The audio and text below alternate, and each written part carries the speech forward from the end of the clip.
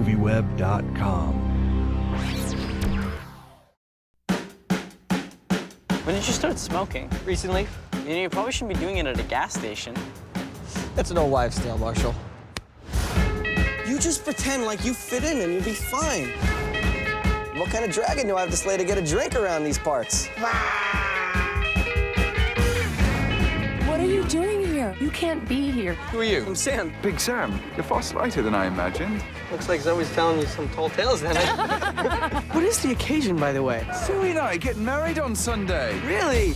And it's my birthday. Yeah, I really enjoyed it. It kind of had like a graduate vibe. Yeah. Is that sort of, did you feel that when you read the script? Well, I mean, it's about a kind of young man in search of himself, and it involves an older woman. So there's always going to be that graduate vibe when that's kind of the story.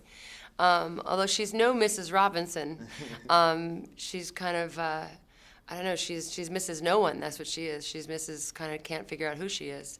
That's part of why she gets involved with this young man, and that's part of the drama is that she's kind of a character in search of a self, more than she's a seductress of some kind. I think she's more of a kind of fragile and lost person. Yeah.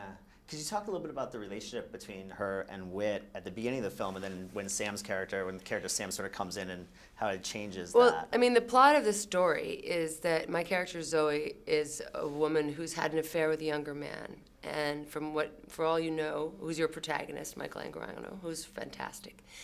And she's cut it off, and she's trying to get married to a man that she thinks is right for her, played by Lee Pace, with great aplomb and genius, actually. He plays this wonderful, sort of larger-than-life person. Yeah. And this young man that she fell in love with her just won't let go, and so he crashes her wedding and tries to end it. Is Sam kind of an escape for her? Is that what it sort of was? There's an implication that Sam is an escape for her. I think that she's a person who lives her life more moment to moment and is trying to sort of rescue herself from that kind of living in ambiguity. I mean, she's a character who's written as an orphan and who's probably never really felt any sense of home, and is trying to find home and is trying to settle, and hence not stay in love with a man a lot younger than her who needs to find his own way to grow up.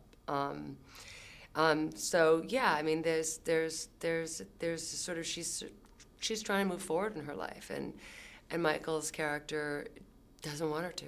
She's sort of torn between the stability that Whit offers her and then the excitement and the romance that sort of Sam has to offer. Well, you can call it stability. I think she's trying to be decisive. She's trying to build a relationship with someone who, she's authorized to build one with, someone her own age. Right.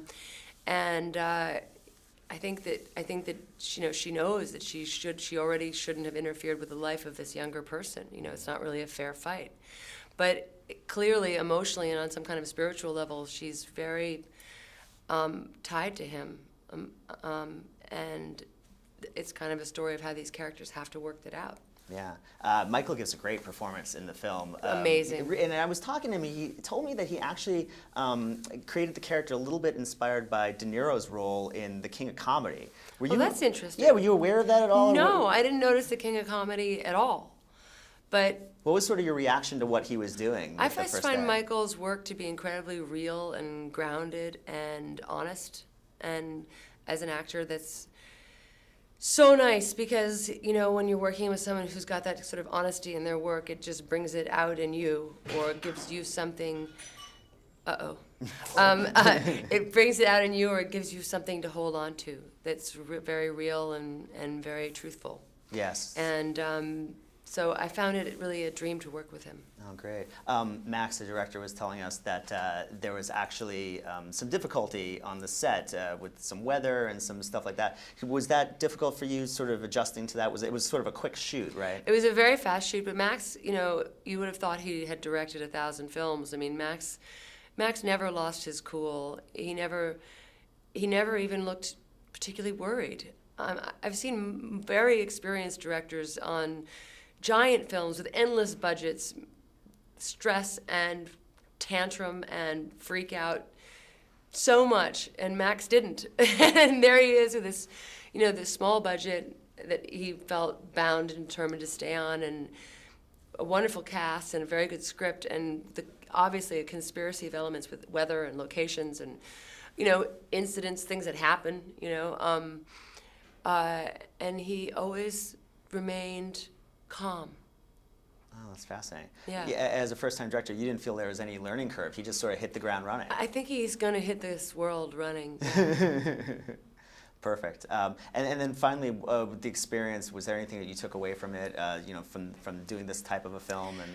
And just that it's such a pleasure to get to be in a movie that's the kind of film I like to watch, which is about real people and like multi-dimensional characters that are more relatable to, and it's about the complexity of life, and for those of us who are all struggling in our own complex lives, it's nice to watch a movie that in its own comical kind of way is very, very, very true.